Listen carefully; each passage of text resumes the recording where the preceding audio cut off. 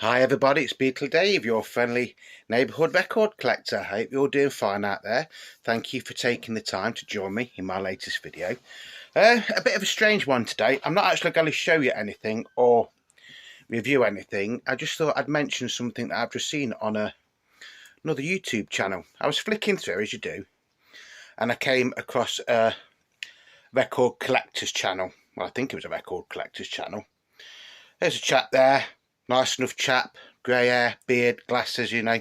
And he was on about, well, if you want to start collecting records, he was recommending like sort of record players and stuff that you should have, and record decks and speakers and everything else. And he was recommending, right, bearing in mind, this is for somebody that hasn't got any records. He says the first thing you need is a decent deck. Now, I'm not being big-headed or snobby or anything. I've got decks 1, 2, 3, 4, 5, 6, 7, 8, 9, 10. I've got about 12 record decks. Right, I don't use all of them. I've got two main ones up here and one downstairs. They are my everyday decks. Then I've got a couple of other ones that, you know, I use every now and again. They range in price from like £20 up to say about £300. Right, so I've got a nice sort of like varied collection of decks, right? And I think every one of them sounds nice running through what I've got, which is a Denon amp and Denon speakers. My setup downstairs is a Project record deck running through a Technics amp and Technics speakers. Again, you know, that one downstairs, I think when I bought it, or that did have the Technics record deck with it when I bought it, and the speakers and everything, was around £400 for the whole lot. Brilliant sounding system. The one I've got up here, I think when I bought the Denon one, I think I paid something daft like £65 for the whole lot, and that was with a receiver and some sort of like graphic equalizer thing as well, which I've never used. I only really know I used the amp and the speakers, and then my decks are plugged into it and my CD player. Right, so he was saying, well, if you're going to be serious about collecting vinyl, you need to be looking at something that is at least £2,000. This is just for the record deck, right? Not the amp and the speakers, just for the deck. And then it like showed this thing that he found for £2,500. Bear in mind this was second hand. And he goes, so I bought this. Now I've changed the cartridge, and I bought the so-and-so cartridge, which was another £1,000 and something pound. Then he bought an amp, which was something like £3,000. And then he bought the speakers, which again was a couple of £1,000, right? Don't get wrong, it looked nice. He did like a quick sample of a record he'd got, and yes, it did sound really, really nice. Now, to me, as a record collector, bear in mind I've been collecting records or vinyl, or whatever you want to call it, on and off since 1976, right?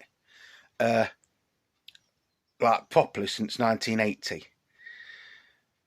I've always collected records in one form or another since I was about 9 years old.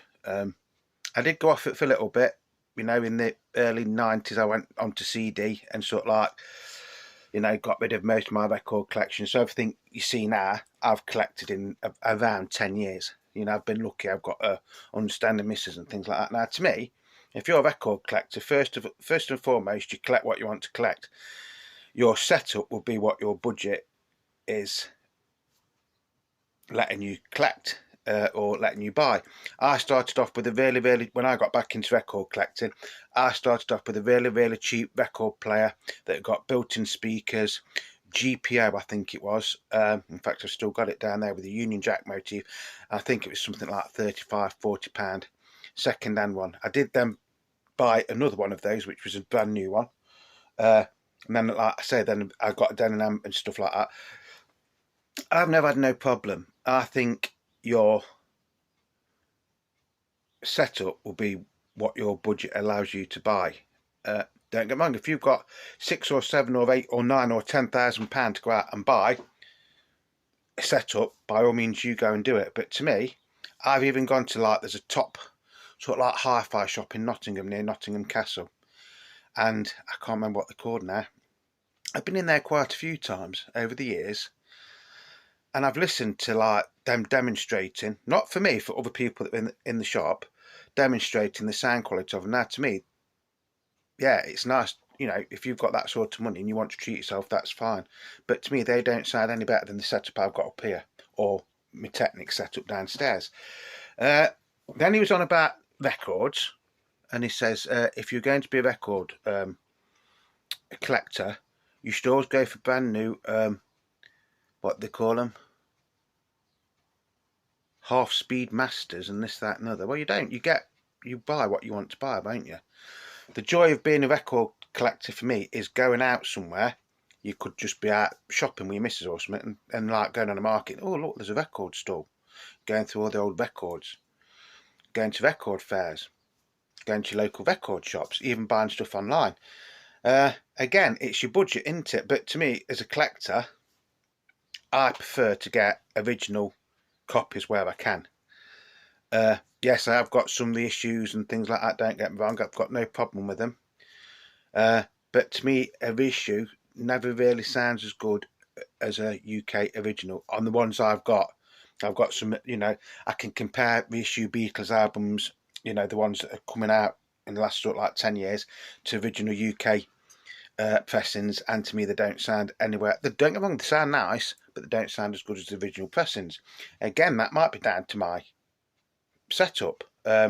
My main deck is a Sony with an Audio Technica cartridge. My other deck that's up here is a Technics. These are both automatic direct drives, right? That's got a fantastic stylus on it, which is a, you know, proper Technics one. Like I say, they just go through my denim amp and my denim speakers, right?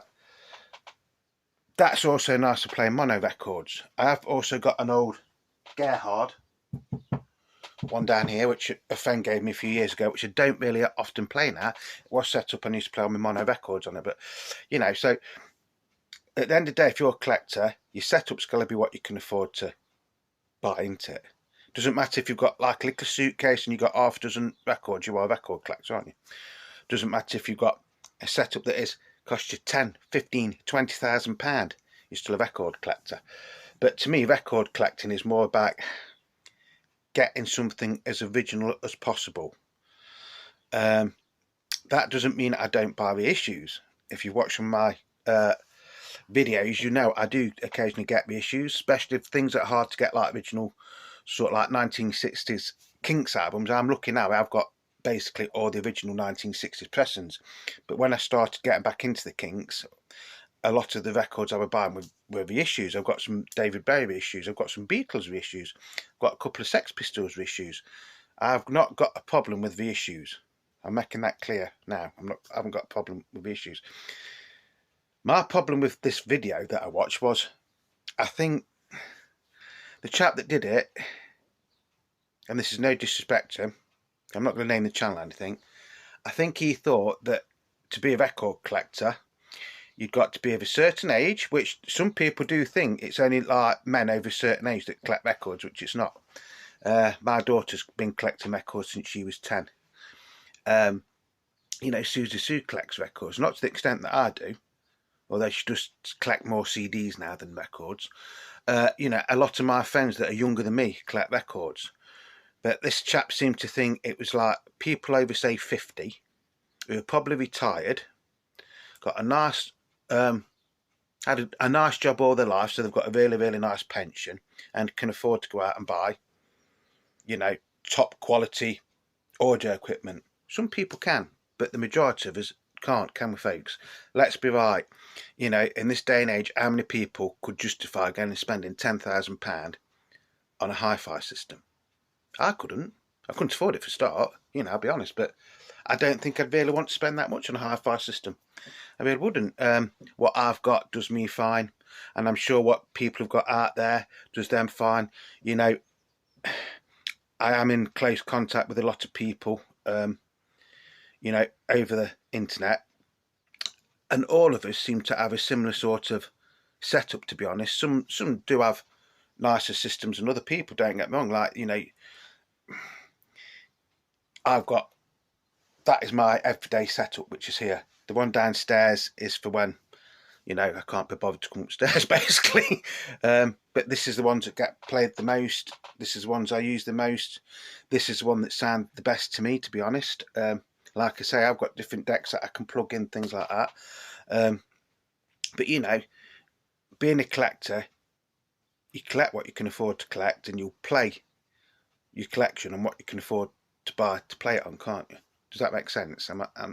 You know, I still have to go to work for a living, right? I will not have a massive pension when I retire, but I love my record collection, I love my setup, and it didn't cost me nowhere near what this chap was recommending that you spend. It did say, you know, oh, there are inferior products on the market, but sooner or later you will have to upgrade them, which, yes, mainly can. My Sony deck up here, I can buy cartridges, you know, stylus and cartridges and eggshells and everything for it, interchangeable. Same as the GPO one there, I can actually do the same with that one. My project one downstairs has got an often cartridge on it. Sounds fantastic, you know. But that came with that deck. You know, it's, you know, it just amazed me that this chap seemed to think that if you want to start a record collection, you'd have like 20 grand to start it with. I started with a cheapy second-hand record deck and some second-hand records, and all these years later I've got a couple of nice setups, I've got some wonderful records, and I'm very, very happy with my collection. You know, so, you know, whatever, don't let a video like that put you off. This sounds like I'm moaning about it. I'm not. It just amazed me that this chap was like thinking that everybody that is a record collector is probably between 50 odd, you know, 50 years or older, probably smokes a pipe, probably likes to drink a cognac or something like that, and has got unlimited funds to start a record collection. You know, if that's your boat, do it that way. I'd do it the way I've done it. I'd go out and buy a cheap record deck to start with, go on a flea market, car boot, thrift stores, or whatever you want to call it, buy a couple of records, because you don't know, especially if you used to collect records, you know, in the 60s, 70s or 80s, and you're trying to get back into it. Sometimes you might be thinking records sounded better than they did, and then you might buy, you know, a couple of records and think, well, this isn't for me. Well, if you've only wasted like £100, it's no big loss, is it? If you've wasted £10,000 and then decide, oh, it's not for me, it's a lot of money to waste, isn't it? I'm not saying you would not like it. It is a bit of addiction collecting records, folks, so do be aware. So that's it. I'm sorry there's no Beatles content, but there you go, Beatles album, so you've had some Beatles content as well, folks. I am actually going to work in a bit, so I just thought I'd do this video. It got me thinking. We as a vinyl community, or record collectors, especially on YouTube, all seem to have the same sort of, or the majority of us seem to have the same sort of like mentality where, you know, you like going out looking for bargains at car boots or record fairs or your local second-hand record shop and things like that. But this bloke seemed to like do a stereotype of a record collector. You know, no doubt there's people out there that are like that, but the majority of us are like us, aren't we? You know, you see, you know, you get what you can afford to buy when and if you see it. Simple. I've been lucky past few months. I've had money to buy things that I wouldn't usually buy. You know, but I mean, I still wouldn't go out and spend £10,000 on a hi-fi system. I wouldn't do it. Even if I'd got the money, I wouldn't do it. I'm quite happy with the system I've got. I'm quite happy with the collection I've got. I'm extremely happy with how my system sounds, you know, so to me it's perfect. And on that note, I'm going to love you and leave you. Just something to make you think out there. You know, if somebody you'd never met asked you why you're a record collector, and describe how you started and describe how they could best get into it, would you recommend them going out and buying a £10,000 hi-fi system? Would you say, well, go out and buy something second-hand first and a few second-hand records, just see if you like it? Because that is what I would do. So on that note, remember, Beatle Dave loves you. You are the beating Beatle Dave. It's not a rant video, it's a video to make you think. Yeah? So until the next time, it's Beatle Dave wishing you all peace, love and happiness, and I'll see you again very, very soon.